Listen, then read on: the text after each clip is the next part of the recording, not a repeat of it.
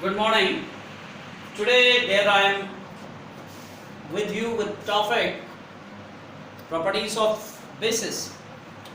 In last lecture we have discussed about the properties of acid, and today we are going to discuss about the properties of bases.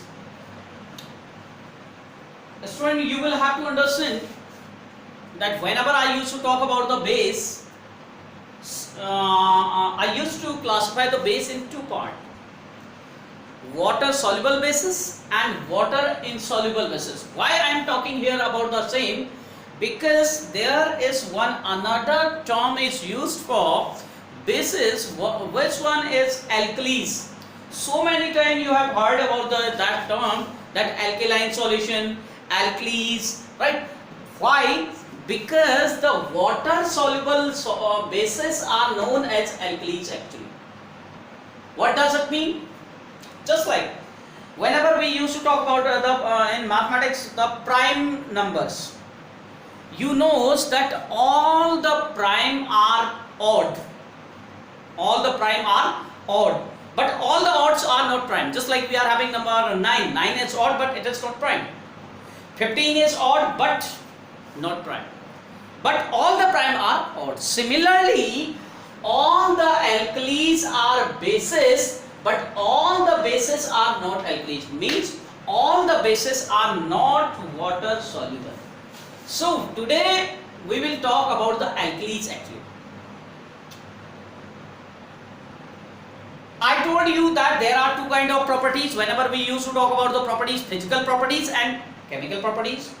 Physical properties means just like if I will talk about the physical properties of a base, very simple. Bases are slippery in nature, means whenever it will be there in your hand, you will feel the touch just like the soapy touch. Slippery in nature. Bitter in taste, means how it behaved itself. The another properties are the chemical properties. Chemical properties means how that particular base behave with other substance. Means what happen when any particular base react with any other particular compound. Those are called chemical properties. Here I am going to explain you what happen when a particular base combine with non-metal oxide. In last lecture I told you we are having two kind of oxides: metal oxides, just like Na2O, Li2O, MgO, CaO, means metal and oxygen combined together and form oxide, that is called metal oxide. And another one are the non-metal oxide. Non-metal oxide means one non-metal combined with oxygen and form non-metal oxide, just like we are having CO2, SO2 and NO2. So there itself I told you that the metal oxides are basic in nature and the non-metals are acidic in nature. Obviously these are the bases, they will not combine with metal oxides. These bases will combine with non-metal oxide because the non-metal oxides are acidic in nature. So what happened means, this is the base we all know. Even it is CO2. CO2 means carbon dioxide and it is non-metal oxide. Carbon is non-metal and its oxide is non-metal oxide. And non-metal oxide are acidic in nature, means base and acid. Whenever the base combine with acid, or you can say acid combine with base. In acid, when I will talk about acid, when acid combine with metal oxides, same is here, the base combine with non-metal oxide, they will form a salt and water. Right? Here I have taken the base as NaOH, means sodium hydroxide. We are not to cram that particular equation. Simple in my mind, reaction of base and non-metal oxide. I can take base NaOH, KOH, CaOH whole twice, MgOH whole twice, any base you can take, right? Combine it with the non-metal oxide. Just like in this reaction I have taken CO2. You can take SO2, you can take NO2. What will happen whenever this base will combine with this particular non-metal oxide? It will form a salt and water. NaOH was combining with CO2, that's why it will form Na2CO3 and H2. Suppose that here I am not having NaOH, I am having CaOH whole twice, and it is not this CO2, it is SO3. Yeah, SO2. So it will form Ca, just like I am taking that particular one. CaOH whole twice plus SO2. It will form CaSO3 plus H2O.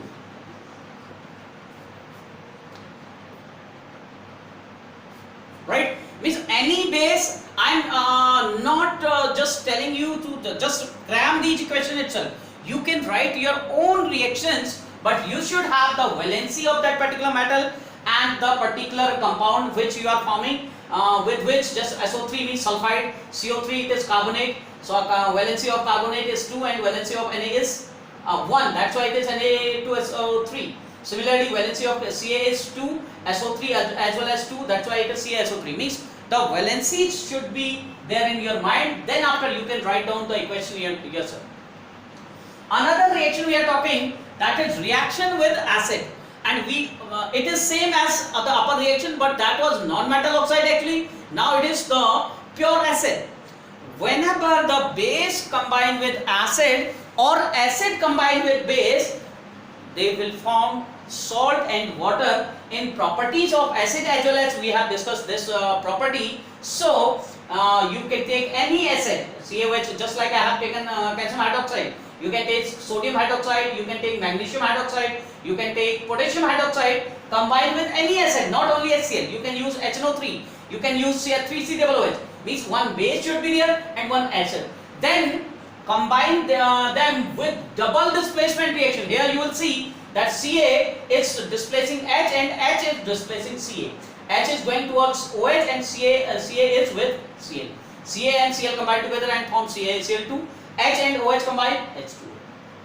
Means you should have one base and one acid and combine them by the double displacement reaction, and the resulting compound will be one salt and one water. The another very important, most important, I will say this reaction is most important. Generally in exams this reaction is raised. A reaction of base with metals. When we were studying the properties of acid, there I told you whenever the acid combine with metal, they form hydrogen gas. As there as well as I told you the test of hydrogen. Similarly, some bases react with highly reactive metal and form hydrogen gas. Not all the bases, some highly reactive metals with strong bases, they form hydrogen gas. Just like I am having one base NaOH which is combining with zinc and it is forming sodium zincate. The name of this particular compound Na2ZnO2, this is sodium zincate. Sodium zincate. Very important reaction it is. Generally it is asked there in board exams. So why it is so important, you can see here I have written twice NaOH and zinc. When I was teaching you displacement reaction, there I told you highly reactive metal displace less reactive metal from its compound. So Na is more reactive than zinc. You can say zinc is less reactive than Na. Then here in general language, if I will talk about that concept, no reaction should be there, but the reaction is going on. That's why this is very important reaction. Whenever sodium hydroxide combined with zinc, it forms sodium zincate and hydrogen gas. Same, the test of hydrogen will be the same, that whenever you will burn it, it will burn with pop sound. So these reactions were anywhere the properties of bases. At the same time I told you what are the alkalis, and I told you that the alkalis are those bases which are water soluble. Another topic which is also important for this chapter, that is the pH value. pH value, P for potence, H hydrogen. Potence of hydrogen, actually the potence is the word of Greek language, right? What is that? It is anywhere concerned with the hydrogen ion concentration.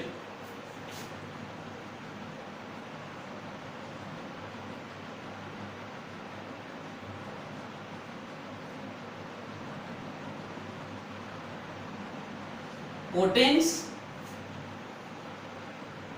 of hydrogen. As I told you, it is anywhere concerned with concentration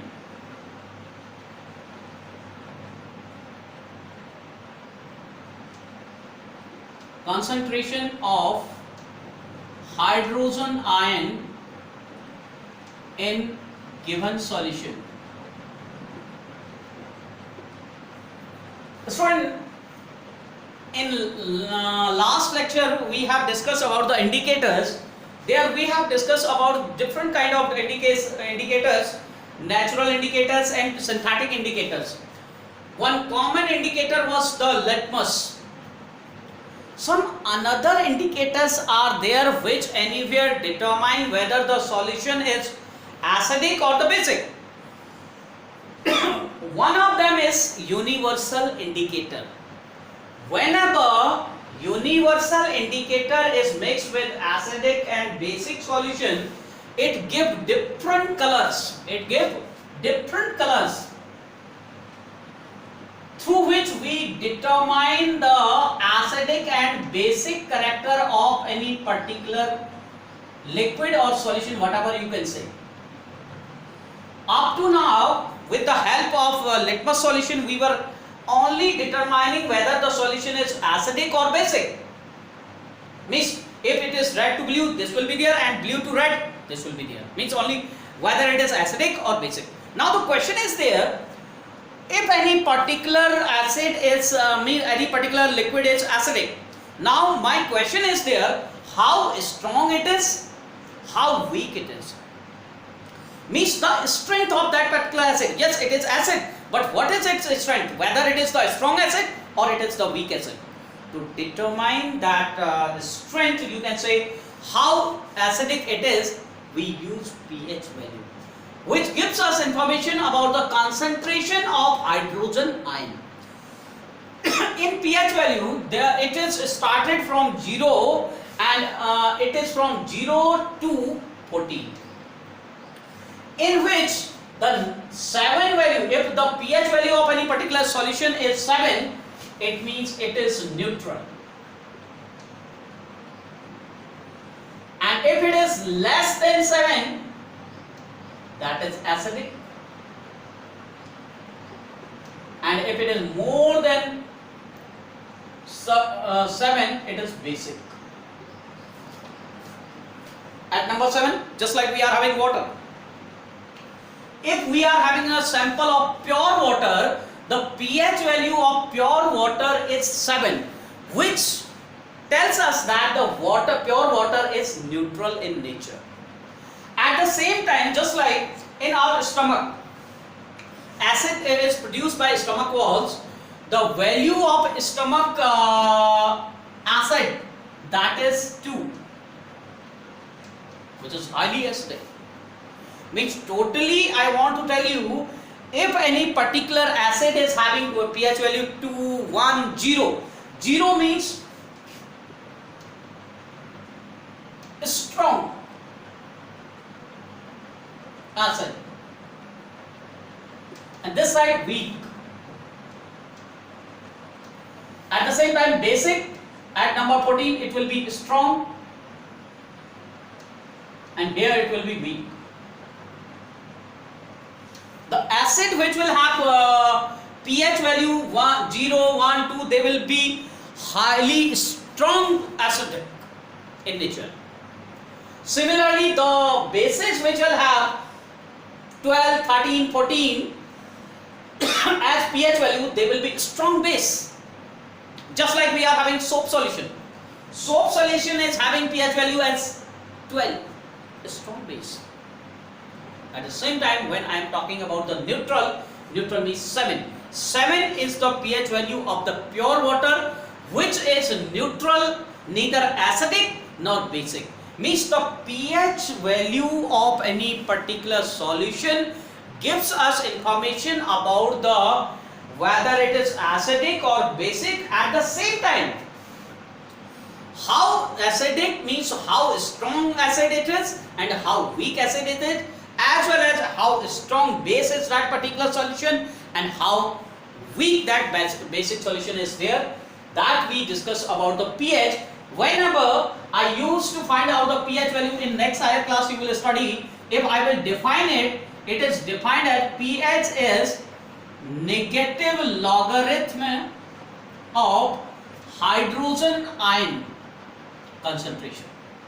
Hydrogen ion concentration means the pH value of any particular solution is negative log at the base of 10 hydrogen ion concentration. Even in class 10 this will not be used. Here you are to know only about that the pH value is started from 0, end up at number 14, at number 7 neutral solution will be there, and 0 is highly strong acid, 14 is strong base, and then after near about this, just like acid rain. Acid rains where pH value is near about 5.5. It's weak acid, not strong acid. Alright, so these are the values which determine how strong any particular acid and how strong basic solution is there. That we have discussed about the pH value. Now what are the applications of pH value, that we will discuss in next lecture. Thank you.